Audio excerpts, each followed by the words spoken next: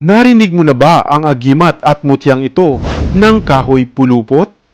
Isang uri ng mutya o agimat buhat sa kalikasan na nagtataglay pala ng pangkalahatang gamit na siguradong maiibigan mo. Hello, what's up? Your best here. Sa videong ito ay alamin natin ang kakaibang gamit buhat sa punong kahoy. Ano-ano nga ba ang taglay nitong bisa at ang mga angking kakayahan? Kaya kung bago ka pa lamang sa ating channel, ay huwag mong kalimutan na pindutin ang subscribe button at ang notification bell upang lagi kang updated sa aking mga bagong uploads. Isa ka bang antingero o magmumutya na mahilig sa mga kakaibang gamit na nagtataglay ng mga pampaswerte, proteksyon at mga pangdepensa? Kung gayon, mainam sa iyo ang mutyang ito.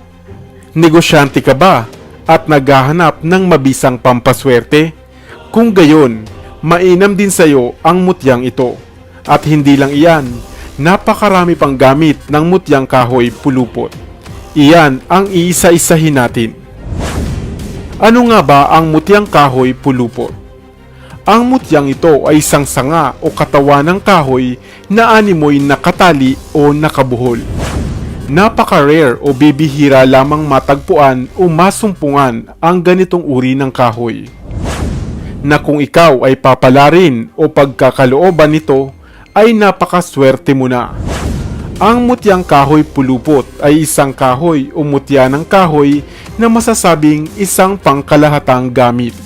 Sa makatuwid, halos magagamit mo ito sa maraming bagay. Isa itong proteksyon laban sa mga masamang balak sa iyo, lalo na ng mga lalang ng tao. Maaari itong gawing pampaswerte o pampalakas sa inyong negosyo o kabuhayan. Kung gagamitin mo naman ito sa trabaho, ikaw ay magugustuhan ng iyong mga katrabaho at maaaring makuha mo ang loob o tiwala ng boss mo. Gamit ito ay maaari kang makaiwas sa mga naninira sa pangalan mo. Nagtataglay rin ito di umano ng tagabulag para hindi ka makita ng mayroong masamang balak sa iyo. At gayon din bilang pampabait o pampalubag loob ng mga taong may angking galit sa iyo. Ngunit papaano nga ba ito gamitin? Ang kahoy na ito ay ingatan at alagaan lamang ng pakaing dasal.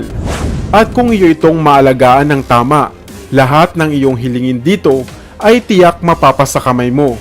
Huwag lamang iyong ikasasama naman ng ibang tao, sapagkat ang lahat ng mga agimat at mutya ay nanghihina o nawawalan ng bisa kung ito ay magamit mo sa masama. Ikaw, nais mo na rin ba ng mutyang ito?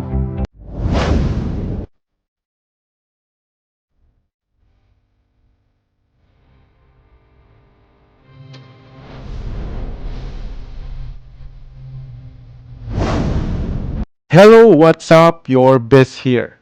Sadyang nababalot ng napakaraming hiwaga ang ating mundo, lalo na nga ang mga kagubatan, sapagkat mayroon palang isang uri ng puno o halaman na nagtataglay ng napakaraming bisa at natatanging galing.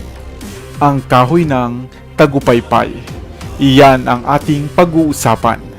Maging noong unang panahon, ang ating mga ninuno ay gumagamit na rin ng mga agimat at mga natatanging bagay o mutya buhat sa kalikasan, sapagkat ang ating kapaligiran ay napapalibutan ng iba't ibang enerhiya at mga galing. Kaya kahit ang mga likas na bagay ay maaaring magbunga o magbigay ng mga mutya, bertud at mga pangontra. Narinig mo na ba ang kahoy na tagupaypay o tinatawag ring galamay amo o lucky hand root? Ang halamang ito ay madalas makita at matagpuan sa mga liblib na bulubundukin dito sa Pilipinas, partikular na nga sa mga kalupaan na pinaninirahan ng mga katutubong ita. Ano-ano nga ba ang gamit at bisa ng kahoy na ito? Na animoy mga galamay o daliri. Ayon sa mga matatandang antingero, ito ay isang mabisang gamit na panggayuma o iyong papaibigin mo ang iyong natitipuhan. Mainam din ito sa panghalina at pangakit sa customer kung ito naman ay gagamitin mo sa pagninegosyo.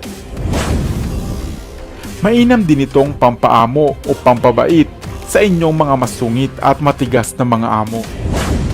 At higit sa lahat ay mainam din palang magbigay at magdala ng swerte sa inyong mga tahanan.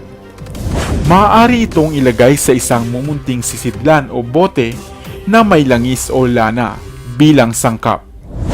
Pwede rin itong samahan ng iba't ibang mga halamang gamot o gamit gaya ng bulaklak ng kawayan, tanglad, buhok ng duwende at iba pang mutya at pampaswerte buhat rin sa kalikasan. O di kaya naman na ibalot sa pulang tela at ilagay sa bulsa o sa loob ng inyong bag. Mainam din itong ilagay o isangkap sa pagbuo ng medalyon na gamit ang baon na walang mata. Kung ito naman ay gagamitin sa pagninegosyo, mainam na ipwesto o ilagay sa mga cash box o lagayan ng pera upang mag-akit pa ng swerte. E papaano naman kung gagamitin mo ito bilang pampaamo o panggayuma? Batid ko na isa ito sa nais mong mabatid at malaman. Ilagay lamang ang kahoy na ito na tagupaypay sa bote o lagayan ng kulon o pabango at saka gamitin o i-spray ito sa inyong katawan kung lalapit ka sa iyong natitipuhan o napupusuan at upang ikaw ay maging kaakit-akit sa kanyang paningin. Kapag ka minsan ay maaari mo rin itong samahan ng mga piraso ng papel na mayroong nakasulat na orasyon upang mas maging mabisa pa. Ayon sa mga nagtatangan nito, umiinit daw di umano ang bote o sisidlan nito sa oras ng pagdidibusyon o kung ikaw ay nasa mga hindi inaasahang sitwasyon. Ikaw, nais mo rin ba magkaroon nito? O baka naman meron ka na? Share mo naman ang iyong personal na karanasan sa paggamit mo ng kahoy ng tagupaypay. Sana ay may bago kang natutunan sa videong ito. Iwan ka naman ng comment sa comment section sa ibaba. I-like at i-share mo na rin para naman sa kaalaman ng iba.